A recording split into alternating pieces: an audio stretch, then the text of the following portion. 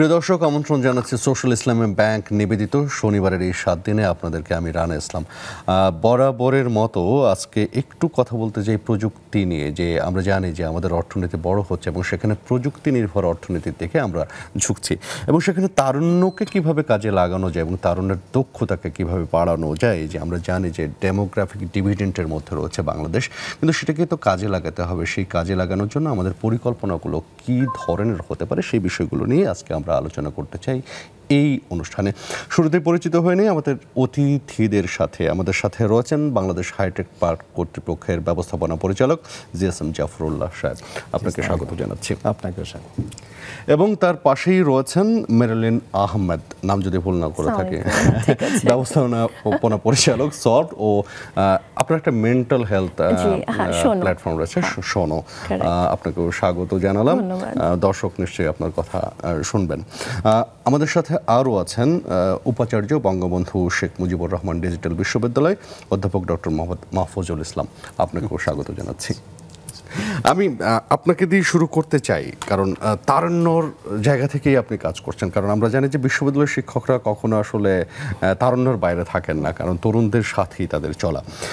এবং একটা বিশ্ব সাহিত্য বিশ্ববিদ্যালয়ে আপনি উপাচার্য হিসেবে কাজ করছেন বেশ কিছুদিন হয়ে গেল, 1 বছরের বেশি সময়। সেখানে আসলে এই যে আমরা 4th ইন্ডাস্ট্রিয়াল রেভলিউশনের দিকে যাচ্ছি, আমরা স্মার্ট বাংলাদেশে হাঁটা শুরু করেছে, সেখানে আমাদের তারুণ্যর জন্য আসলে কোন ধরনের স্কিল দরকার যেটা আমরা প্রযুক্তি নির্ভর অর্থনীতি করতে সহায়তা করতে পারে বলে আপনি মনে করেন? ধন্যবাদ। আসলে দেখেন, আমরা কিন্তু এই মুহূর্তে একটা বড় ধরনের চ্যালেঞ্জের মধ্যে আছি, যে চ্যালেঞ্জ পৃথিবী কোনোদিনই দেখে নেই। মানে এই পরিবর্তনটা এত ব্যাপক যে পুরাতন কোনো কিছু কন্টিনিউয়েশন বা চলমান অবস্থায় হচ্ছে। এটা সম্পূর্ণ পুরাতন যা কিছু ছিল সব কিছু, যেটাকে বলা হয় ধ্বংসাত্মক টেকনোলজি, যে আগে যা কিছু ছিল, আগের সিস্টেম, আগের পদ্ধতি, আগের মানে আপনার টেকনোলজি, সব কিছুকে ধ্বংস করে দিয়ে এখানে নতুন কিছু করে তুলতে হবে, এই ধরনের একটা অবস্থায় আছে। তো এই অবস্থাতে যদি তরুণদের এখন কি দরকার যদি বলতে যাই, তো আমি প্রথমে এই জায়গাতে একটা জিনিস আসবো যে আমাদের যে স্মার্ট বাংলাদেশ, এখানে আমি যদি শব্দ আসতে যাই, বা আমাদের মাননীয় প্রধানমন্ত্রীর যে অঙ্গীকার, তার মধ্যে স্মার্ট বাংলাদেশের প্রধান এবং অন্যতম পিলার হচ্ছে স্মার্ট সিটিজেন। এই যে স্মার্ট সিটিজেন আমরা কাকে বলবো? স্মার্ট সিটিজেনের 4টে বৈশিষ্ট্য থাকবে এবং তার মধ্যে কিন্তু তারুণ্যের যে আসলে কাজ করার জায়গাটা লিপিবদ্ধ হবে। প্রথম যে বৈশিষ্ট্যটা, সেটা হচ্ছে যেটাকে আমরা বলি কগনিটিভ ইন্টেলিজেন্স বা কনটেক্সচুয়াল ইন্টেলিজেন্স, যে আমি যা দেখলাম, যা শিখলাম, যা বুঝলাম, সেটাকে উদ্ভাবনী ওয়েতে কাজে লাগাতে পারি কিনা, সেই যোগ্যতা আমার আছে কিনা। দেখেন, আমাদের গতানুগতিক যে আগে শিক্ষা ব্যবস্থা ছিল, যে আমি শিখবো, জ্ঞান অর্জন করবো, বিশ্ববিদ্যালয় থেকে স্কুল কলেজে জ্ঞান অর্জন করবো, অনেক নলেজ আসবে, সেটাকে আমি আস্তে আস্তে কাজে লাগাবো, ইন্ডাস্ট্রি গিয়ে নতুন করে শিখবো, সেটা কিন্তু সম্পূর্ণ ভেঙে গেছে। এখানে বলা হচ্ছে আমি যা দেখতেছি, আমি যা শিখতেছি, সেইটাকে উদ্ভাবনী হতে, সনাতনী হতে না, কিন্তু এতদিন যেভাবে ব্যবহৃত হয়েছে সেইভাবে না, সম্পূর্ণ উদ্ভাবনী হতে আমি কাজে লাগাতে পারি কিনা, সেটা একটা বৈশিষ্ট্য। দ্বিতীয় বৈশিষ্ট্য যদি আসি, সেটা হচ্ছে ইমোশনাল ইন্টেলিজেন্স, যেটাকে বলা হয় যে আমরা যে সোসাইটিতে বাস করি, স্বাভাবিকভাবে মানুষ একা থাকতে পারে না, সমাজে বসবাস করে, সমাজে অসংখ্য জনগণ আছে, এর মধ্যে সবারই ফিলিংস আলাদা, সবারই চিন্তা ভাবনা আলাদা, সবারই কিন্তু সোসাইটির জন্য কাজ করা অনুপ্রেরণা আছে, সেটা আলাদা। এগুলিকে একত্রিত করে একটা অর্গানাইজড ওয়েতে সুন্দরভাবে একটা পরিকল্পনা করে সবাইকে নিয়ে আমি দেশ, জাতি বা প্রযুক্তিকে সামনে আগায় নেওয়ার মতো দক্ষতা আমার আছে কিনা, এটা হচ্ছে সেকেন্ড ইন্টেলিজেন্স।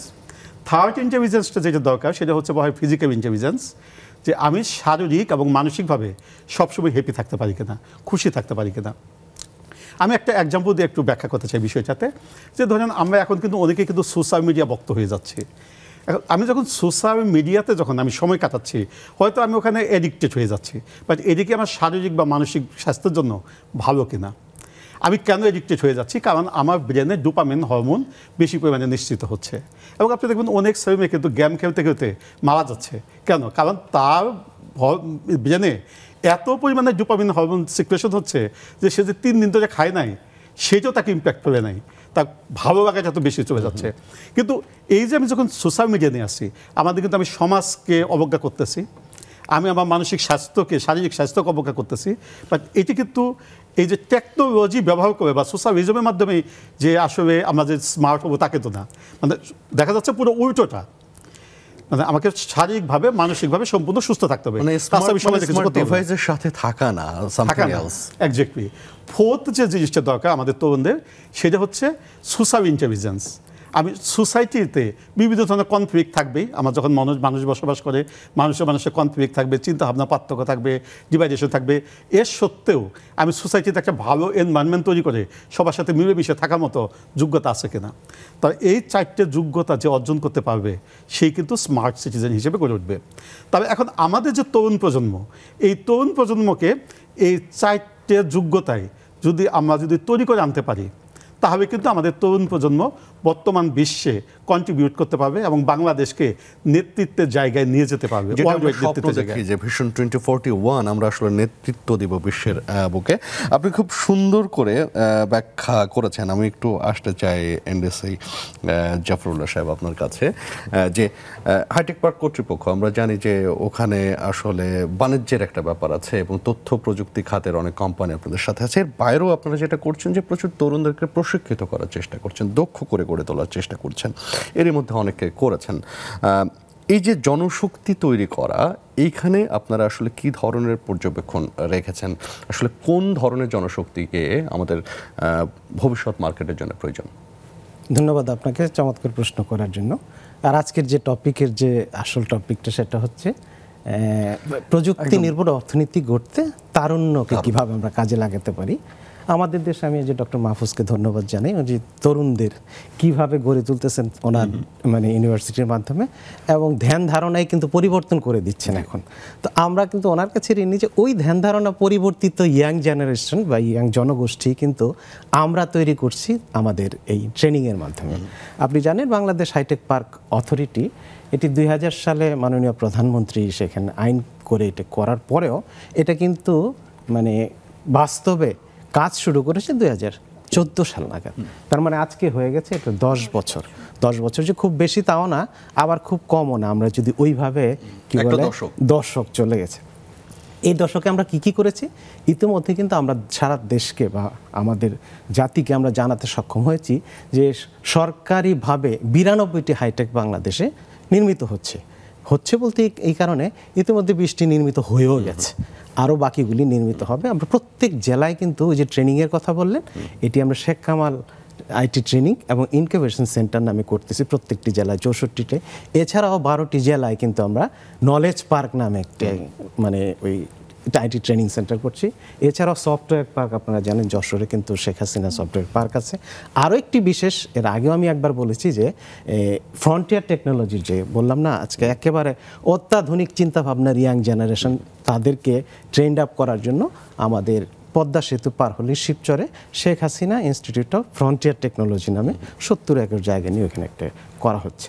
তা আপনি জানেন ইতিমধ্যে যে এই 20টির কথা বললাম যে নির্মিত হয়ে গেছে, বাকি আরও 8টি এবছরেই নির্মাণ শেষ হয়ে যাবে। তার মানে 28টি কিন্তু প্রায় এই বছরই শেষ।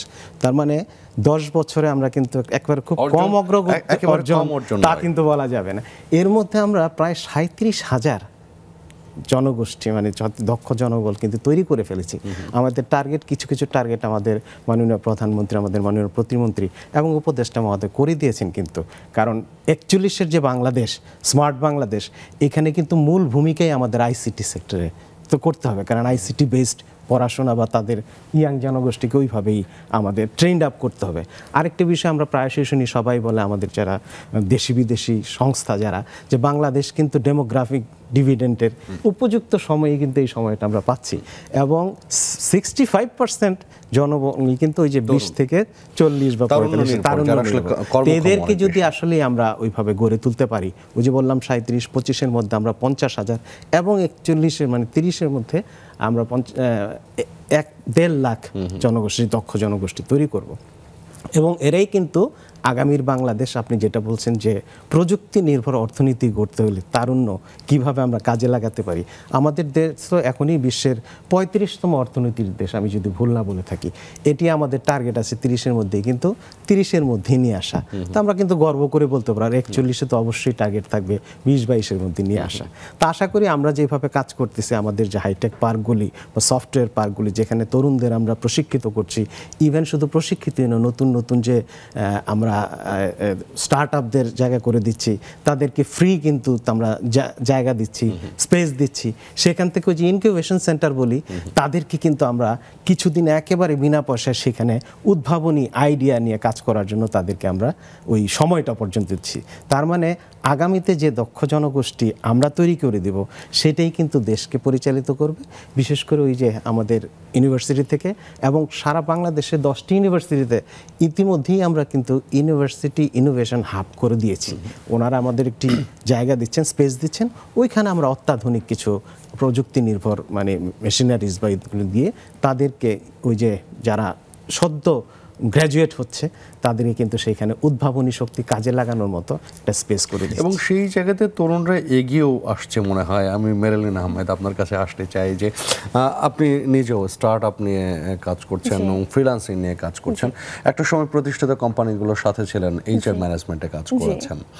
এই যে অভিজ্ঞতা, নতুন অভিজ্ঞতা, যে দক্ষ হতে পারলে, নিজেকে দক্ষ করতে পারলে আসলে কাজের প্রচুর সুযোগ রয়েছে, এবং আপনি যদি নিজের অর্থনৈতিক স্বাবলম্বী তৈরি হয় তাহলে দেশ স্বাবলম্বিতার দিকে যায়। সেইখান থেকে আপনার কাছে জানতে চাই যে আসলে দক্ষতা, আমাদের তরুণদের মধ্যে দক্ষতা তৈরি করার প্রবণতা কতটা দেখেন আপনি? আচ্ছা, দক্ষতা তৈরি করার বিষয়টা হচ্ছে, আমি যদি এখন কর্পোরেট ভিউ পয়েন্ট থেকে যদি বলি, কারণ এই জিনিসটা হচ্ছে আমরা যখন কর্পোরেটের সাইড থেকে যখন দেখি, পার্টিকুলারলি এইচআর যেহেতু আমরা ইন্টারভিউগুলো নেই, তখন যেটা দেখা যায় যে আমাদের আসলে হচ্ছে যে স্কিলসটা নিয়ে হচ্ছে ছেলেমেয়েরা বের হচ্ছে এডুকেশন ইনস্টিটিউশনসগুলো থেকে, আর অ্যাকচুয়ালি হচ্ছে অফিস স্পেসে এসে যে ধরনের স্কিলসগুলো লাগে সেখানে একটা গ্যাপ দেখা যায় আর কি। হ্যাঁ, সো এখানে যে প্রবলেমগুলো হয়ে যাচ্ছে সেটা হচ্ছে যে আমাদের যেই ইউনিভার্সিটিতে যে কারিকুলামগুলো থাকে সেটা কোনো একটা কারণে হচ্ছে একটু অবসোলিট হয়ে যাচ্ছে। হ্যাঁ, আমরা হয়তো বা এখনো পর্যন্ত 5 বছর আগে যা পড়ানো হচ্ছিল সেটাই এখনো পর্যন্ত পড়িয়ে যাচ্ছি। এবং আরেকটা যেটা জিনিস চলে আসছে সেটা হচ্ছে যে আমাদের ইয়াং জেনারেশনের এখনো পর্যন্ত যে চাকরির ব্যাপারে যে মুখাপেক্ষিতা, এটা রয়ে যাচ্ছে। যেমন স্যার আপনি যেটা বললেন যে উদ্ভাবনী শক্তিটাকে কাজে লাগাতে হবে, উনিও যেমন বললেন যে হচ্ছে যে হাইটেক পার্ক থেকে ওনারা কিন্তু চাচ্ছেন যে ইনস্টিটিউশনগুলোতে হচ্ছে ইনোভেশন হাব করে দিচ্ছেন, যাতে হচ্ছে ছেলেমেয়েরা যাতে নিজে থেকে কিছু একটা করে নিয়ে আসতে পারে। এই যে দক্ষতা বলতে আসলে শুধুমাত্র হচ্ছে গতানুগতিক সার্টিফিকেট পেলেই যে আমি আসলে দক্ষ হয়ে গেলাম সেটাই কিন্তু না। আবার ধরেন আমি সার্টিফিকেট পেয়ে গেলে আমার লার্নিংটা ওখানেই শেষ হয়ে যাবে, সেটাও কিন্তু না। এবং লার্নিংয়ের স্কোপটা কিন্তু হচ্ছে থিওরিটিক্যাল, কিন্তু এখন যেটা হচ্ছে যে প্র্যাকটিক্যাল যে বিষয়টা, এটা এখন হচ্ছে একটু মুখ্য হয়ে দাঁড়িয়েছে আর কি। যে আমাদের ইউনিভার্সিটিগুলোতে আমরা দেখছি যে ওই প্র্যাকটিক্যালি যে কাজটা আসে ওইটা প্র্যাকটিস করার জায়গাটা কম। হ্যাঁ, তো এটার ক্ষেত্রে হচ্ছে আমি আসলে যেটা বলতে পারি, যেহেতু এখানে হাইটেক পার্ক থেকে আপনি আছেন এবং বঙ্গবন্ধু ডিজিটাল ইউনিভার্সিটি থেকে ওনারা আছেন, আপনারা আসলে যেটা করতে পারেন সেটা হচ্ছে যে, আমি যেমন হচ্ছে যে টক শোটা শুরু হওয়ার আগে স্যারকে যেমন বলছিলাম যে আপনারা হচ্ছেন শুধুমাত্র হচ্ছে মানে ডিজিটাল এডুকেশন নির্ভর একটা ইউনিভার্সিটি হচ্ছেন আপনারা, কিন্তু এটার যেমন এক্সপোজার হয়তো বা খুব কম মানুষই জানে। ইভেন হচ্ছে যে যেমন স্যার বলছিলেন, আমি যেমন জিজ্ঞাসা করছিলাম যে কারা ভর্তি হয়, সো 24টা পাবলিক ইউনিভার্সিটিতে যখন গুচ্ছ পরীক্ষা হয় সেখান থেকে স্টুডেন্টরা তো ধরেন চুজ করে, অথবা যে যেখানে যায় ওইভাবে হচ্ছে কেউ হয়তো বা ওই ইউনিভার্সিটি হয়তো বা পড়তে পারে। কিন্তু এই যে যেমন যে ছেলেটা আজকে এবার এইচএসসি পরীক্ষা দিবে, তার তো জানা থাকা উচিত যে এরকম একটা ইউনিভার্সিটি এক্সিস্ট করে এবং এই ধরনের সাবজেক্ট হচ্ছে এই ইউনিভার্সিটিটা হচ্ছে অফার করছে, এবং এখান থেকে আমি বের হলে যেই সাবজেক্টগুলো নিয়ে আমি পড়তে পারবো সেটাকে আমি কোথায় কোথায় কাজে লাগাতে পারবো। কারণ আমাদের এখানে যেহেতু দিন শেষে আমরা অর্থনীতির কথা বলছি, আমরা এখনো পর্যন্ত কিন্তু হচ্ছে অর্থনীতিতে হ্যাঁ 35তম ডেফিনেটলি, কিন্তু 18 কোটি মানুষের দেশ হিসাবে কিন্তু হচ্ছে still in a struggling zone কিন্তু। হ্যাঁ, তো সেখান থেকে হচ্ছে আমাদের আসলে স্টুডেন্টদের প্রথমেই কিন্তু অস্বীকার করার উপায় নেই, বের হয়ে আমি টাকাটা কিভাবে পাবো এটা হচ্ছে একটা চিন্তা হয়ে দাঁড়ায়। হ্যাঁ, এটা অস্বীকার করা আসলে উপায় নেই। কিন্তু বিষয়টা যেটা হচ্ছে যে আমরা জাস্ট যেমন ধরেন ফ্রিল্যান্সিং এর কথা আমরা বলি যে লাখ লাখ টাকা, কিন্তু সবাই কি লাখ টাকা পাওয়ার যোগ্য? এবং যদি যোগ্য হয়ে থাকে কেন যোগ্য, এই ইনফরমেশনটা ক্লিয়ারলি কিন্তু ঘরে বসে লাখ টাকা ব্যাপারটা বিজ্ঞাপনের ভাষা, কিন্তু বাস্তবতা সেটা নয়। বাস্তবতার গল্পটা হচ্ছে আসলে দক্ষতার কোন লেভেলে উঠলে লাখ টাকা পাওয়া যায়। আমি এই গল্পটা আপনার কাছে হয়তো শুনতে চাইবো, আমাকে বিরতি নিতে হচ্ছে, বিরতি থেকে ফিরে এসে আবার কথা বলছি। প্রিয় দর্শক সাথেই থাকুন, নিচ্ছি ছোট্ট একটু বিরতি।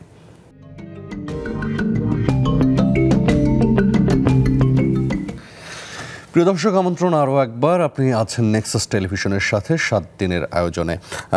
কথা শেষ করতে পারিনি বিরতিতে যাবার আগে। আমি বলছিলাম যে এই যে স্কিল ডেভেলপমেন্টের কোন ধাপে আসলে কিভাবে এগোলে, আপনার কথার মধ্যে একটা বিষয় ছিল যে সাবজেক্ট যে কোনো বিষয় হতে পারে, কিন্তু তার সাথে ব্যবহারিক জ্ঞানটা প্রয়োজন। এবং আমরা আজকের যে আলোচনা, যে তথ্য প্রযুক্তি জ্ঞানটাও বেশি প্রয়োজন, কারণ বর্তমান বিশ্বের সাথে তাল মেলাতে। সেখানে আসলে এই যে দক্ষতার জন্য আমাদের কি ধরনের পদক্ষেপ নেওয়া উচিত বলে মনে করছেন?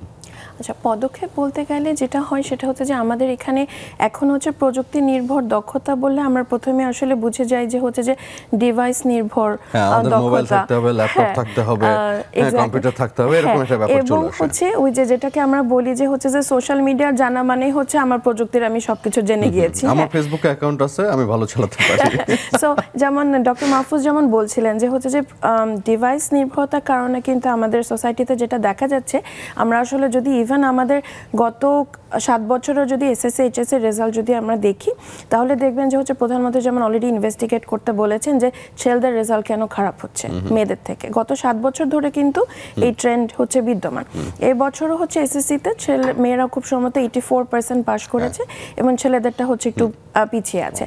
এটার অন্যতম কারণ কিন্তু হচ্ছে এবার এটাই দেখা হচ্ছে যে হ্যাঁ, দিস ইজ ট্রু যে পোস্ট কোভিড কিছু ইম্প্যাক্ট আমাদের সোসাইটিতে পড়েছে এবং ছেলেদেরকে দেখা যাচ্ছে যে হচ্ছে আপনার বাইরে কাজে চলে যেতে হচ্ছে, মাইগ্রেশনটা বেড়ে গিয়েছে হঠাৎ করে, এ পার্টিকুলারলি 14 থেকে 19 বছর বয়সী ছেলেদের মধ্যে।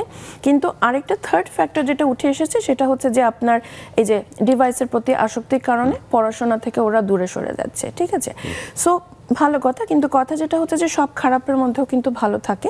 তো বিষয়টা হচ্ছে যে ঠিক আছে, ডিভাইসের প্রতি যদি আসক্তি থেকেই থাকে সেটাকে why not to turn it into something good. হ্যাঁ, তো বিষয়টা যেটা হচ্ছে যে আমাদের যেমন হচ্ছে গভর্নমেন্ট লেভেল থেকে এখন বিভিন্নভাবে চেষ্টা করা হচ্ছে, যেমন স্যার অলরেডি বললেন যে হাইটেক পার্ক থেকে ওনারা বিভিন্ন ধরনের জেলা ভিত্তিক হচ্ছে বিভিন্ন ধরনের কর্মশালা তৈরি করছেন, সফটওয়্যার পার্কগুলা তৈরি করছেন। ঠিক আছে, এখন যেটা হচ্ছে যে আমাদের আসলে উচিত স্কুলগুলাকে বা ইউনিভার্সিটিগুলাকে কোলাবোরেট করা এবং তাদেরকে এই যে যেমন আমরা এখন কি করি, ফর এক্সাম্পল আমাদের যেমন ফ্রিল্যান্সারদের যেমন একটা ডেভেলপমেন্ট সোসাইটি আছে BFDS, আমরা এখান থেকে যেমন যেটা করি, আমরা বিভিন্ন সময় বিভিন্ন কলেজগুলোতে ইউনিভার্সিটিগুলোতে আমরা যাচ্ছি এবং গিয়ে গিয়ে হচ্ছে আমরা ওরিয়েন্টেশন, হ্যাঁ, আমরা বোঝানোর চেষ্টা করছি যে প্রযুক্তি নির্ভর এই ধরনের ক্যারিয়ারগুলো চাইলে কেউ একজন তৈরি করতে পারে।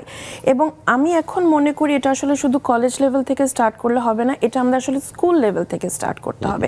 যেহেতু যত সময় যাচ্ছে এবং বাচ্চারা কিন্তু হচ্ছে ইন্টারনেট বলেন, ডিভাইস বলেন, এগুলোর সাথে ওরা আসলে জন্মের পর থেকে এখন পরিচিত হয়ে যাচ্ছে।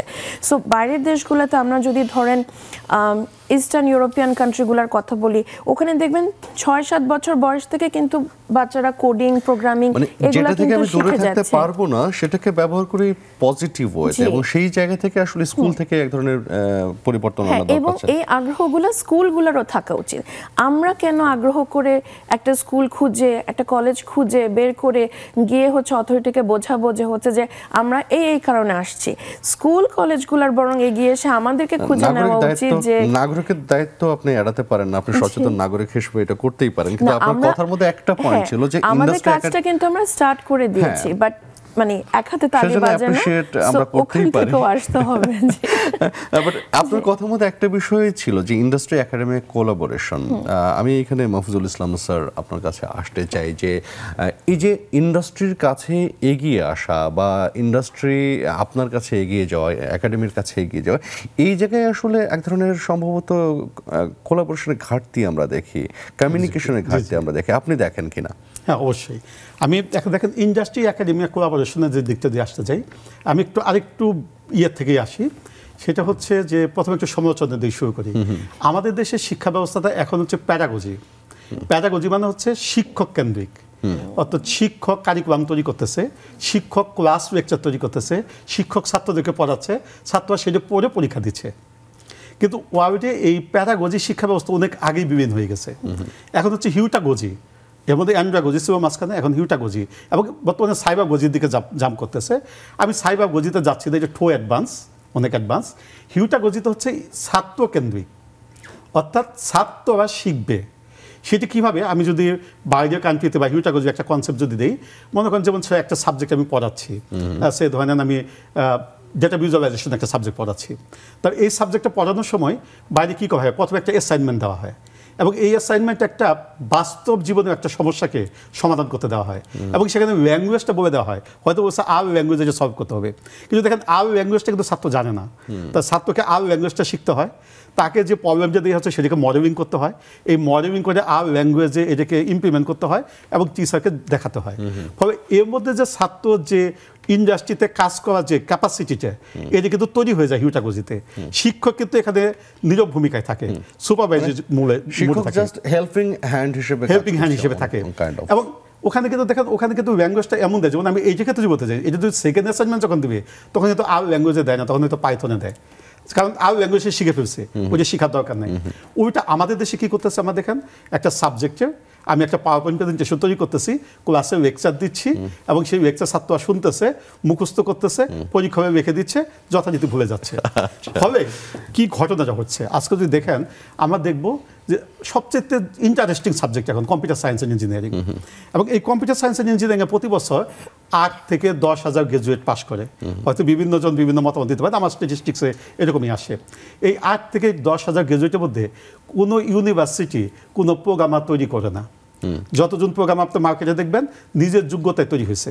তার একজন সিএসসি গ্রাজুয়েট যদি কমার্শিয়াল প্রোগ্রাম ডেভেলপ করতে না পারে, তবে এই এডুকেশনের কি মিনিং থাকতে পারে? আচ্ছা, এইখানে আমার একটা কথা আছে যে এই যে স্টুডেন্ট যারা, তাদের আসলে দেখা জানা শোনার বিষয়টার কমতি আছে কিনা, এবং সেখান থেকে আসলে ইনস্টিটিউশনালি জায়গা থেকে মানে ইন্ডাস্ট্রির সাথে এক ধরনের চেইন ক্রিয়েট করা দরকার। আমি এই জায়গাতে আসতে চাচ্ছি যে তাহলে দেখেন আমাদের স্টুডেন্টরা কিন্তু ইন্ডাস্ট্রিতে কাজ করতে যেদি না, যেটা আমি বলতেছিলাম যে এখন কমার্শিয়াল প্রোগ্রামিং জানে না। যেটা এখন ধরেন আমি একটা কোম্পানি খুলতে চাই, স্টার্ট আপ কোম্পানি, আমার হয়তো 5 জন প্রোগ্রামার নিলাম, এই 5 জন প্রোগ্রামার নিয়ে আমাকে 6 মাস ধরে তাদেরকে বেতন দিলাম, প্রশিক্ষণ দিলাম, দেওয়ার পর যখন একটু প্রোগ্রামিং শিখলো, সে আমার কোম্পানিতে চাকরি করবে না।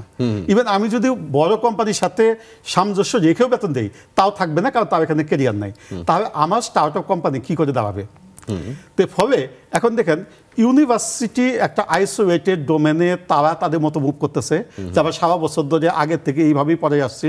যেটা আপা বলতেছিলেন যে 10 বছর 5 বছর আগের যে টেকনোলজি, 10 বছর আগে 5 বছর আগের যে নলেজ সেজে দেওয়া হচ্ছে। তো ইন্ডাস্ট্রির নিডটা ইউনিভার্সিটি বুঝতে চাচ্ছে না। আবার অন্যদিকে ইন্ডাস্ট্রি দেখতেছে যে আমি তো পারফেক্ট গ্রাজুয়েট ইউনিভার্সিটি থেকে পাচ্ছি না, সুতরাং আমাকে গ্রাজুয়েট নিয়ে ওখান থেকে ট্রেন আপ করতে হবে। আবার ট্রেন আপ করতে গেলে সে থাকবে কিনা, ফলে এই যে মানে গ্যাপটা, এই গ্যাপটাই কিন্তু আসলে ইন্ডাস্ট্রি একাডেমিয়া কোলাবোরেশনের ক্ষেত্রে একটা বড় বাধা হিসেবে কাজ করতেছে। ইন্ডাস্ট্রি আগাচ্ছে না ইউনিভার্সিটিকে, বা অ্যাসিস্ট করতে চাচ্ছে না, অথবা একটা আলাদাভাবে চিন্তা করতেছে যে আলাদা জগৎ। এই যে গ্যাপটা রয়েছে, সেই গ্যাপ আসলে পূরণ তো করতেই হবে আমাদের। আমরা যদি বড় অর্থনৈতিক দেশ হতে চাই, তাহলে এই গ্যাপ রেখে তো চলা যাবে না। সেখানে আপনাদের মতো জায়গা থেকে যারা কাজ করছেন, অথরিটির কোনো ভূমিকা নেওয়ার সুযোগ আছে কিনা? হয়তো আপনারা বাধ্য করতে পারবেন না, কিন্তু চেনটা ক্রিয়েট করার সুযোগ আছে কিনা? ধন্যবাদ আপনাকে। আমি একেবারে শেষ কথা থেকে আসি আমাদের ভিসি মহোদয়, যেটা বলছেন যে তরুণ সমাজের তাদের আস্থার অভাব, মানে তারা চলে যেতে চায় আপনার এখানে আসার পরেও, মানে তারা যে গ্রাজুয়েট করতেছে, তারা ছোট কোম্পানিতে কেন থাকবে, আমরা তো শিখে গেছি না। ওটা ওই ইন্ডাস্ট্রি একাডেমিয়া কোলাবোরেশনটা আসলে স্ট্রং করার জন্যই কিন্তু বাংলাদেশ হাইটেক পার্ক অথরিটি বেশ কাজ করে যাচ্ছে। ওই যে বললাম যে একটু আগেই যে প্রায় 33টি ইউনিভার্সিটিতে আমরা বিশেষায়িত ল্যাব করে দিচ্ছি, 11টি ইউনিভার্সিটিতে আমরা ইনোভেশন হাব করে দিচ্ছি। তখনই কিন্তু ছাত্রছাত্রীদের মনে তাদের মধ্যে আস্থার একটা জায়গা তৈরি হচ্ছে, এবং ইউনিভার্সিটি তো তাই হচ্ছে। তো ইউনিভার্সিটি এবং যে ইন্ডাস্ট্রি যেটা বললেন যে একাডেমিয়ার মধ্যে যে যোগসূত্রটা, এইটা আরও একটু প্রকট করা দরকার, এবং ইন্টার্নশিপটা আর একটু ডিটেলস না করলে তাদের কিন্তু ভবিষ্যৎ থাকবে না। আর আমরা শুধু ওই যে ট্রেনিং দিয়ে ছেড়ে দেব, ওরা তো তাহলে এক দিক বিদিক জ্ঞান শূন্য হয়ে যাবে, পাশের মতো হয়ে যাবে, স্যার বলেছেন। এই জন্য যেমন আপনাদের একটা দায়িত্ব আছে, উভয় পক্ষের দায়িত্ব আছে, আমাদের দায়িত্ব আমরা পালন। আপনি যে আমাদের সরকারি কর্মকর্তা বা Bangladesh hi tech park authority, university এবং যারা কি ইন্ডাস্ট্রিয়ালিস্ট আছে, সকলেরই কিন্তু একযোগে কাজ করতে হবে এখানে। আপনি জানেন যে আমাদের দেশে বিদেশি অনেক কোম্পানি কিন্তু আমরা হাইটেক পার্কে আমন্ত্রণ জানিয়ে আনতেছি। তারা কিন্তু সেখানকার তাদের ভালো মানে উচ্চ কি বলে প্রযুক্তি সম্পন্ন বাংলাদেশের লোক পাচ্ছেন, তারা কিন্তু বাইরে থেকে নিয়ে আসতেছে। মেরিলিন আহমেদের কথার মধ্যে কিন্তু একটা জায়গা আছে, আমি আপনাকে ওই জায়গাটা একটু নোটিস করতে চাই যে খুব ছোটবেলা থেকে যদি আমাদের এই যে মানে শিশু বলি, কিশোর বলি, যুবক বলি, এদেরকে আমরা দেখাতে পারি, বোঝাতে পারে যে ট্রেন্ড এইদিকে যাচ্ছে, টেকনোলজি এইদিকে যাচ্ছে, কাজ এইদিকে যাচ্ছে, তাহলে হয়তো আগ্রহের জায়গাটা তৈরি হবে এবং ইনোভেশন যেটা আমরা চাচ্ছি সেটা যাবে। হাইটেক পার্ক কর্তৃপক্ষ, আমি এখানে জাস্ট একটু অ্যাড করি, যেমন ধরেন আমরা বাচ্চাদের ছোটবেলায় কি করতাম, শিক্ষা সফরে নেই না, মিউজিয়ামে নেই। আমি ঠিক সেই জায়গাটাই আসতে চাচ্ছি যে হাইটেক পার্ক কর্তৃপক্ষ এই ধরনের মানে পরিকল্পনায় যেতে পারে কিনা। হাইটেক পার্ক একেবারে সরাসরি না করলে, আপনি জানেন আইসিটি ডিভিশনে ডিওআইসিটি নামে আরেকটি সংস্থা আছে, ডিপার্টমেন্ট অফ আইসিটি। সেখানে কিন্তু সারা বাংলাদেশে উচ্চ মাধ্যমিক পর্যায়ের কিছু কিছুতে প্রায় 10,000 স্কুল, কলেজ, মাদ্রাসায় এখানে কিন্তু শেখ রাসেল ডিজিটাল ল্যাব করে দিয়েছে। তার মানে একটু আগে যে আমাদের ম্যাডাম বলতেছিলেন যে আমাদের কিন্তু শুধু পরবর্তী ইউনিভার্সিটি লেভেলে না, ছোটবেলা থেকেই মাথায় ওই ধারণাটা ঢোকাতে হবে যে সামনে ভবিষ্যৎ কিন্তু আমাদের আইটি নির্ভর দেশে পরিণত হবে। তার মানে আমরা কিন্তু স্কুল লেভেলে বা কলেজ লেভেলে তাদের মাথায় ঢুকিয়ে দিচ্ছি বা তারা সেই মানে স্কোপটা কিন্তু পাচ্ছে। এবং আগামী 2 বছরের মধ্যে আমরা আরও 10,000 এই কিন্তু করবো, তাহলে সারা বাংলাদেশে 20,000 শেখ রাসেল ডিজিটাল ল্যাব হবে। এখন ওই যে কথাটা বলতেছিলাম যে আমাদের এখানে হাইটেক পার্ক বা টেকনোলজি যে পার্কগুলিতে আছে, এগুলিতে আমাদের এখানেই কিন্তু দক্ষ জনবলের অভাবে বাইরে থেকে অনেককে নিয়ে আসতেছে। আমরা যদি ওটা করে ফেলতে পারি তাহলে কিন্তু এই যে আমাদের হাইটেক পার্ক, আপনি জানেন আপনার ইউনিভার্সিটির পাশেই, সেখানে কিন্তু যে হুন্দাই কোম্পানি গাড়ি করতেছে, আমাদের ফেয়ার ইলেকট্রনিক্স, আমাদের স্যামসাং মোবাইল করতেছে। এইখানে আমার একটা বড় প্রশ্ন আছে যে এই যে আমাদের এখানে দক্ষ লোক নেই বলে আমরা কিন্তু বাইরে থেকে দক্ষ লোক নিয়ে এসে বেশ বড় স্যালারি দিয়ে তাদেরকে রাখছি, এবং তাতে করে কিন্তু আমাদের মানে রেমিটেন্সের ছোট ছোট যে বাইরে থেকে কাজ করছে খাতগুলো, সেগুলো এক ধরনের। এইখানে আমরা দক্ষ লোক তৈরি করতে কি করতে পারি, সেই আপনার পরিকল্পনা, একেবারে আপনার পরিকল্পনা জানতে চাই, কিন্তু বিরতি নিয়ে ফিরে আসতে হচ্ছে। প্রিয় দর্শক, নিচ্ছে আরও একটা বিরতির সাথেই থাকুন।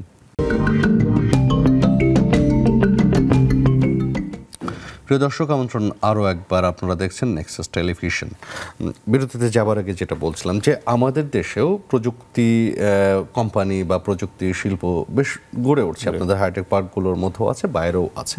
সেখানে দক্ষ জনশক্তিও প্রয়োজন, এবং যেটা বাইরে থেকে এনে আমাদের করতে হয়। এইখানে এই যে গ্যাপের জায়গা, সেইখানে আমরা আসলে কিভাবে বাংলাদেশি জনশক্তিকে, জনগণকে জনশক্তি করতে পারবে, এই জায়গায় কিন্তু বাংলাদেশ হাইটেক পার্ক কাজ করতেছে। আমি যেটা প্রথম থেকে বলেছিলাম যে কিছু কিছু হয়তো হাই লেভেলের কিছু যেই জায়গাগুলি, ওগুলি হয়তো বিদেশ থেকে আসতে, বাংলাদেশে কিন্তু ওই যে গত 5-7 বছর আমি বললাম না, ইতিমধ্যে 37,000 আমাদের দক্ষ জনগোষ্ঠী তৈরি হয়ে গেছে, আইটি লেভেলে, আইটি স্কিল্ড জনগণ। এরা কিন্তু এর মধ্যে প্রায় 25,000 কাজে লেগে গেছে তাদের বিভিন্ন আর আপনি জানেন ওয়ার্ল্ড ব্যাংক অ্যান্ড ইউএনডিপির বেশ কিছু প্রজেক্ট কিন্তু আমাদের তারা সহায়তা করতেছে। ইভেন আপনি জানেন যে কাউরান বাজারে যে আমাদের ভিশন 21 জনতা টাওয়ার এক নামে একসময় পরিচিত ছিল, তার পাশে কিন্তু ভিশন 41 একটা টাওয়ার হচ্ছে, এটাও তলাতলা ভবন সেখানে। এবং যে ভিশন 21-এ এখানেও কিন্তু ডিড নামে একটি প্রজেক্ট থেকে আমরা তাদেরকে তরুণ যারা আছে তাদেরকে এই প্রযুক্তিতে তাদেরকে আমরা দক্ষ করে তুলছি। এবং সিড নামে একটা প্রজেক্ট আছে, সেটার লক্ষ্যই হচ্ছে সারা বাংলাদেশে, 41-এর বাংলাদেশে, যেখানে প্রত্যেকটি ফ্যামিলিতে মাননীয় প্রধানমন্ত্রী বলছেন মিনিমাম একজন করে তাদের কর্মে নিয়োজিত হবে বাংলাদেশে। আপনার মনে হয় যে এত সব প্রশিক্ষণের ভিড়ে প্রশিক্ষকের অভাব রয়েছে? প্রশিক্ষকের কিছু তো অভাব আছে, এটিও আমরা মানে দূর করে ফেলবো আশা করতেছি। কারণ এই ফ্লোতে যদি একবার সবাই চলে আসে, আপনি তো জানেন, তখন কিন্তু সবাই ভালো ভালো দক্ষ প্রশিক্ষকও আমরা পাবো এবং প্রশিক্ষণার্থীও পাবো। আমি যেটা বলছি যে আমরা তো ওই যে স্কুল লেভেল থেকেই করে আসতেছি, এখন আমরা সারা বাংলাদেশে যে 20টার কথা বললাম, এই আগামী 4-5 বছরের মধ্যে যদি সবগুলি হাইটেক পার্ক আমরা করে ফেলতে পারি 92টা, এবং শুধু সরকারি না বেসরকারি হাইটেক পার্কও কিন্তু আছে, সেখানেও কিন্তু দক্ষ জনবল তৈরি হচ্ছে। আর ওই যে ইন্ডাস্ট্রি একাডেমিয়ার কথা বললেন, ইন্ডাস্ট্রি বেসড আমাদের যে ওই ইসের কথা বললেন আমাদের সিলেবাসগুলিতে, ওইখানে কিন্তু ইন্ডাস্ট্রির লোকও লাগবে। এফবিসিসিআর সাথে আমরা কথা বলে দেখেছি যে তাদের সিলেবাস প্রণয়নের ক্ষেত্রে কিন্তু এখন যদি ইন্ডাস্ট্রিরও মানে কিছু কিছু আমাদের সিনিয়র কর্মকর্তা তারা তাদের মানে মতামতটা দেয়, তাহলে কিন্তু ওইভাবে যদি আমাদের সিলেবাসটা প্রণীত হয়, তাহলে কিন্তু ভবিষ্যতে আপনি যেটা বলেছেন তারা দক্ষ জনগোষ্ঠী বা দক্ষ যে ট্রেন্ড যে ছেলেমেয়েরা বেরোবে তারা কিন্তু আস্থাহীনতা ভুগবে না, এবং ইন্ডাস্ট্রি যারা আছে তারাও কিন্তু আস্থাহীনতা ভুগবে না। একটা মডেল তৈরি হয়ে গেছে আমাদের আরএমজে সেক্টর দেখে আছে। আপনার কথা থেকে একটু স্যারের কাছে যেতে চাই, মফিজুল ইসলাম আপনার কাছে আসতে চাই যে পদক্ষেপগুলো হচ্ছে বেশিরভাগই আমি আজকের অনুষ্ঠানেই যেটুকুগুলো শুনলাম সেখানে শিক্ষার্থীদের জন্য অনেক বেশি প্রশিক্ষণ রয়েছে, অনেক বেশি ইনোভেশন সেন্টার রয়েছে। আপনার কি মনে হয় যে একই সাথে আমাদের শিক্ষকদেরও প্রশিক্ষণের প্রয়োজনীয়তা রয়েছে, এবং এই যে নতুন যে বাংলাদেশ তৈরি করতে চাই সেটার মাইন্ডসেটের জন্য এক ধরনের ওরিয়েন্টেশনের প্রয়োজন রয়েছে? আচ্ছা, আমি একটু ভিন্নভাবে দুইটা দিক। একটা হচ্ছে যে বাংলাদেশ গভর্নমেন্ট ইয়ং জেনারেশনকে ট্রেনিং দেওয়ার ক্ষেত্রে বা অফিসারদেরকে ট্রেনিং দেওয়ার ক্ষেত্রে এটা সাউথ এশিয়াতে কিন্তু একদম পরে কাজে এটা আমাদের অ্যাপ্রিসিয়েট করতেই হবে। অবশ্যই আমরা অ্যাপ্রিসিয়েট করতে চাই। এখন আমাদের এটা হচ্ছে কিন্তু একটা শর্ট টার্ম, আমাদের গোল কিন্তু শর্ট টার্ম থাকতে হবে, মিড টার্ম থাকতে হবে, লং টার্ম থাকতে হবে। তো শর্ট টার্ম জায়গাটা কিন্তু গভর্নমেন্ট কিন্তু যথেষ্ট সাকসেসফুল। এবার আমরা যদি একটু লং টার্মে যদি আসি, আমি মিড টার্মটা মাঝখানে রেখে দিচ্ছি, তাহলে আমাদের ছেলে মেয়েদেরকে একদম প্রি স্কুল থেকে তৈরি করে আনতে হবে। এই তৈরি করে আনার জন্য দুইটা দিক আছে, একটা হচ্ছে হিউম্যান রিসোর্স ডেভেলপমেন্ট, আর একটা হচ্ছে ইনফ্রাস্ট্রাকচার। আমার স্কুল কলেজগুলিতে হাইটেক পার্ক, আইসিটি ডিভিশন অনেকগুলি ইনফ্রাস্ট্রাকচার ফেসিলিটিস দিচ্ছে, আই অ্যাপ্রিসিয়েট, এবং এইটা দরকার ছিল আমাদের। কিন্তু পাশাপাশি যেটা দরকার ছিল সেটা হচ্ছে যে এই যে এডুকেশন সিস্টেমে ম্যান পাওয়ারটাকে ডেভেলপমেন্টে, যেটা আমাদের হাইটেক পার্কে এমডি মহোদয় বললেন যে প্রশিক্ষকের অভাব আছে, তার অর্থটা হচ্ছে যে আমরা কিন্তু হিউম্যান রিসোর্স ডেভেলপমেন্টে এখনও অনেক দূর পিছিয়ে আছি। তবে এই হিউম্যান রিসোর্স ডেভেলপমেন্টটা যদি আমাদের আগাতে হয়, আমাদের স্কুলের টিচার থেকে শুরু করে কলেজের টিচার, ইউনিভার্সিটি টিচার, সবাইকে আইটি সেন্ট্রিক করতে হবে। একটা জিনিস কিন্তু খেয়াল রাখতে হবে যে আইটি কিন্তু খুব বেশি পুরাতন টেকনোলজি না। আজকে যারা শিক্ষক হিসেবে কাজ করতেছেন এদের মধ্যে অধিকাংশই বা 50% শিক্ষকই যখন ছোট ছিলেন তখন তারা কিন্তু আইটি সম্বন্ধে কিন্তু আগে ভালো ছিলেন না, এবং তাদের কিন্তু এখনো আইটি ইউজটা ওই ফেসবুক আর স্মার্টফোনের মধ্যে আমরা যেটা বলি যে অ্যানালগ জেনারেশন আর ডিজিটাল জেনারেশন। এক্স্যাক্টলি। তো এখন কোশ্চেনটা হচ্ছে যে আইসিটি ইউজ করে যে ব্যক্তিগত প্রবলেম বা সামাজিক প্রবলেম অথবা কর্মক্ষেত্রে প্রবলেমকে সলভ করা যায়, এইটা উপযোগী জনবল এখনো কিন্তু তৈরি হয়নি, এবং এইটা তৈরি করতে হবে আমাদের পরিকল্পিতভাবে আগাতে হবে, এবং এটা স্কুল থেকে আগাতে হবে, স্কুল থেকে শুরু করে সব লেভেলে আগাতে হবে ওইটা দিকে। আমি যদি একটু এক্সাম্পল দিতে, যেমন আমাদের ডিজিটাল ইউনিভার্সিটি আমরা কিন্তু অনেকগুলি পদক্ষেপ নিয়েছি এই অর্থ যদি দেখতে যান। তো এর মধ্যে যেমন আমার কিছু পদক্ষেপ নিয়েছি, একটা হচ্ছে যে টার্ম প্রজেক্ট, ক্যাপস্টোন প্রজেক্ট, প্রত্যেকটা সাবজেক্টে প্রোগ্রাম করে রিয়েল লাইফ প্রবলেম সলভ করা, এই ধরনের জিনিসগুলি কিন্তু আমরা ডিজিটাল ইউনিভার্সিটিতে নিয়ে আসার চেষ্টা করছি, মানে সিলেবাসের মধ্যেও ইনোভেশন করার চেষ্টা নিয়ে আসছি। বাট এটা কিন্তু আমরা জাস্ট স্টার্ট করছি বিষয়টা কিন্তু এই জায়গাতেই। এখন এক ডিজিটাল ইউনিভার্সিটি স্টার্ট করছে, তো অন্য ইউনিভার্সিটিতে স্টার্ট হওয়া প্রয়োজন। তার মানে এক ধরনের সামাজিক আপনার সামাজিক সচেতনতা তৈরি করতে হবে। এক্স্যাক্টলি, সামাজিক সচেতনতা তৈরি করতে হবে, একটা সেন্টার প্ল্যানিং লাগবে এবং সেন্টার প্রশিক্ষণ লাগবে। আজকে যে শিক্ষকের বয়স 50 বছর, 60 বছর, 50 বছর, যারা টেকনোলজির সাথে জড়িত না, আমি হয়তো টেকনোলজির সাথে জড়িত এবং আমার শিক্ষা সবই টেকনোলজি ওরিয়েন্টেড, আইসিটি ওরিয়েন্টেড, কাজেই আমার জন্য হয়তো সিদ্ধান্তটা নেওয়াটা যতটা সহজ, একজন টিচার যিনি লিটারেচার পড়ে আসছেন, যিনি হিস্ট্রি পড়ে আসছেন, তার জন্য কিন্তু আইসিটি ইউজ করে লিটারেচার এবং হিস্ট্রি প্রবলেমটাকে সলভ করানো শেখানো এটা কিন্তু একটু কঠিন। কিন্তু সব কাজ কি সরকার করে দিবে কি মনে হয় মেরিলিন? না, এটা তো সেখানে আসলে সামাজিক দায়িত্বটা কারা নেবেন? সামাজিক দায়িত্বটা আমি মনে করি যে এখানে আসলে আমাদের কর্পোরেট সাইডেও কিন্তু আমাদের আত্মসমালোচনার একটা জায়গা আছে। যেমন আমরা হচ্ছে শুধু মানে বসে বসে হচ্ছে কেন ভালো লোক পাচ্ছি না, দূর আজকাল কেউ কিছু পড়ায় না, এটা না করে বরং আমাদের এগিয়ে আসা উচিত। যেমন ধরেন স্যার যেমন হচ্ছেন হাইটেক পার্ক নিয়ে কাজ করছেন, আপনি যেমন হচ্ছেন পুরাটাই হচ্ছে আপনাদের কিন্তু সাবজেক্টগুলো ভেরি ইন্টারেস্টিং। তো বিষয়গুলো যেটা হচ্ছে যে যেমন ধরেন কিছুদিন আগে হাল্ট প্রাইজ হয়ে গেল। তো হাল্ট প্রাইজে কি হয়, ইউনিভার্সিটিগুলোতে যায় বাচ্চারা হচ্ছে যে ওদের বিজনেস আইডিয়াস নিয়ে আসে। তো হাল্ট প্রাইজের সাথে যদি আমাদের হাইটেক পার্ক যদি কানেক্টেড থাকতো ওখানে, তাহলে হচ্ছে যে যারা হচ্ছে আপনার চ্যাম্পিয়ন আইডিয়া হলো, হয়তো বা তারা নেক্সট লেভেলটাতে যেতে পারলো না, দেশের বাইরে যেতে পারলো না, কিন্তু তাদের বিজনেস আইডিয়াটা কিন্তু আমরা লোকাল মার্কেটে কিন্তু সেট আপ করতে পারি, মানে ওই হাতটা কিন্তু আমরা বাড়িয়ে দিতে পারি। তেমনি ভাবে স্যার যেমন ধরেন আপনাদের যে ইউনিভার্সিটি আছে, আপনারা ধরেন যদি এখন কর্পোরেটগুলোর সাথে গিয়ে হচ্ছে একদম বসে যে হচ্ছে যে ঠিক আছে আমরা যেমন কি করি, গেস্ট লেকচারার নিয়ে যাই না ইউনিভার্সিটিগুলো, মানে কর্পোরেট থেকে আর কি। তো গেস্ট লেকচারার নিয়ে গেলে তো স্টুডেন্টরা সেটা জানতে পারে, সেটা একটা বিষয়। কিন্তু আপনারা ধরেন ওপেন ডায়ালগস করলেন, সে লাইক হচ্ছে স্টুডেন্টদের জন্য সেমিনার না, আপনারা হচ্ছেন বিভিন্ন কোম্পানির সিএক্সওদের নিয়ে গেলেন, তাদেরকে নিয়ে একটা সেমিনার করলেন। হ্যাঁ, যে হচ্ছে যে let's come together and then হচ্ছে ওয়ার্কআউট যে আমি this are the students that I am like creating আপনার ইউনিভার্সিটি থেকে অথবা যে যার ইউনিভার্সিটি থেকে।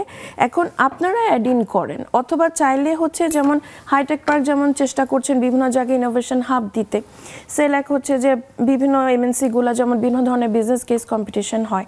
তো আমাদের এখানে তো এখন যেমন স্টার্ট আপ একটা কিন্তু থ্রাইভিং সেক্টর। তো স্যার যেমন বললেন যে সো স্টার্ট আপগুলাই না হয় সবাই আমরা শুধু স্টার্ট আপ যারা আছি আমরাই একটা জব ফেয়ার করলাম, যে যারা স্টার্ট আপে কাজ করতে চায়, যারা স্টার্ট আপে কাজ করতে চায়, যেমন স্যার আপনি বলছিলেন যে সে হয়তো বা চলে যাবে, কিন্তু আমি যেহেতু বিভিন্ন কিছু ফরেন স্টার্ট আপের সাথেও যেহেতু আমি কাজ করেছি, আই নো যে আপনি যখন একটা স্টার্ট আপের সাথে কাজ করবেন আপনার কিন্তু হচ্ছে ওই যে আমি জাম্প করব ওই থিওরিতে থাকলে চলবে না, I will grow with the company, ওই মাইন্ডসেট থাকতে হবে। সো আমাদের স্টুডেন্টদের ভিতরে আসলে হচ্ছে ওই যে মানে আমি কয়েকদিন আগে হচ্ছে একজন এক্সপার্ট, বাইরের একজন বিদেশি এক্সপার্টের একটা সাক্ষাৎকার শুনছিলাম, যেমন উনি বলছিলেন যে আমাদের দেশে সাধারণত আমরা কি করি, দেখা যায় যে কেউ হয়তো বা একটা পার্টিকুলার অংশ হয়তো বা ফিল্ডে হয়তো বা 16-17 বছর কাজ করেছে সেম ফিল্ডে, আর কেউ হয়তো বা 2-3 বছর কাজ করেছে, আবার হয়তো বা পার্সেন্ট হয়তো বা একটা বিজনেস ট্রাই করেছে। উনি বলেছেন যে 16-17 বছর ধরে একই ফিল্ডে কাজ করেছে, আমার কাছে তার এক্সপিরিয়েন্সের টোটাল মূল্য হচ্ছে 4 বছর, বিকজ 4 বছর পরে তুমি সেম ফিল্ডে তোমার আসলে নতুন কিছু শেখার নাই, বরং the person who took the adventure যে আমি এটা ভেঙে ওটা ভেঙে এখানে ওখানে গিয়েছি, that person has an open mindset, has a ওই যে লার্নিং মাইন্ডসেট এবং ওই ডেভেলপমেন্ট মাইন্ডসেট আছে। আসলে মানে সব জায়গায় একটা ব্রিজিং এর দরকার, কাজ হচ্ছে বিভিন্ন জায়গায়, কিন্তু সমন্বয়টা মনে হয় প্রয়োজন। আমরা সমন্বয় নিয়ে কথা বলতে পারে বিরতি নিচ্ছি আরো একটা বিরতির সাথেই থাকুন।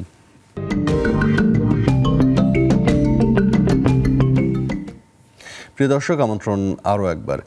বিরতিতে যাবার আগে আপনার কাছে যেখানে আসছিলাম যে একটা ব্রিজিং দরকার এবং সমন্বয়টা যদি হয়, কাজ হচ্ছে সেই সমন্বয়ের জায়গায় আপনারা কি ধরনের ভূমিকা রাখতে পারেন? ধন্যবাদ আপনাকে। আমরা ব্রিজিং এর জন্য কি করছি এটি বলার আগে আমি একটু বলি, একটু সুখের সংবাদ আছে যে আমরা ওই যে বললেন যে আইটি প্রশিক্ষণে আমরা আরও দক্ষ জনবল তৈরি করতে কি করতেছি। আমরা ইতিমধ্যে ফ্রান্সের সাথে যোগাযোগ করছি, ফ্রান্সও আমাদের সাথে যোগাযোগ করছে। এখানে আমাদের নেটওয়ার্ক 42 নামে একটা চমৎকার এই আইটিতে দক্ষ জনবল সারা বিশ্বে তৈরি করার জন্য অনলাইনে তারা করে থাকে, কি বলে তারা ডিসটেন্স লার্নিং, হ্যাঁ ওটা করে থাকে।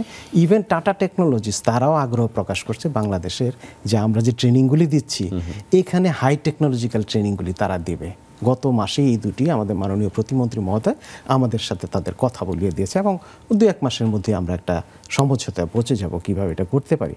তারপরও আপনি জানেন গত পরশুদিন DCCI Dhaka chamber of commerce and industries একটা গোল টেবিল বিশাল একটা সেমিনারের আয়োজন করেছিল, যেখানে মাননীয় প্রতিমন্ত্রী মহোদয় ছিলেন, আমি ছিলাম।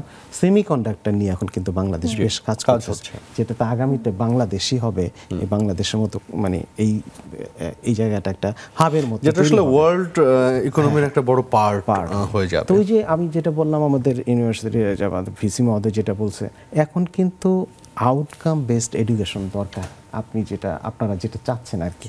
সেই কারণে ওই যে আপনি বললেন যে ব্রিজিং এর জন্য আপনারা কি করতেছেন, ওই যে ইউনিভার্সিটিগুলির সাথে আমরা কিন্তু আমরা ভিসি মহোদয়ের কাছে অত্যন্ত কৃতজ্ঞ, তারা আমাদের ডাকে সাড়া দিয়েছে।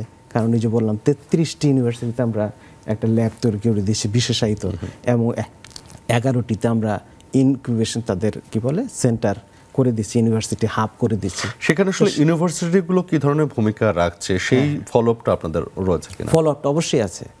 বললাম না যে আমাদের বিভিন্ন প্রজেক্ট থেকে তারা যারা পিডি মহোদয় আছে, আমি স্বয়ং কয়েকটা ইউনিভার্সিটি গেছি, তাছাড়াও তো আপনি জানেন ওই যে বুয়েট আর কুয়েট এবং বুয়েটে এইখানেও কিন্তু আমরা আমাদের যে স্থাপনাগুলি, আমরা যে ইনকিউবেশন সেন্টার বা এটা একেবারে কিন্তু আইকনিক বিল্ডিং হিসাবে, যেখানে তরুণ ছাত্ররা কিন্তু আগ্রহী হবে যাওয়ার জন্য। একেবারে গড়পড় তাগের মতো একটা বিল্ডিং করে দিলাম, সেখানে একটা নান্দনিক ব্যাপার থাকবে, নান্দনিক ব্যাপার আছে, এবং তারা কিন্তু আসলেই প্রত্যেকটা জায়গায় কিন্তু ফাংশনাল হচ্ছে। আমরা ট্রাই করতেছি ফাংশনাল করতে, আর ইউনিভার্সিটির সাথে আমাদের একাডেমি আর ইউনিভার্সিটি আর ইন্ডাস্ট্রির সাথে একটা যোগসূত্র স্থাপন করে দিচ্ছে।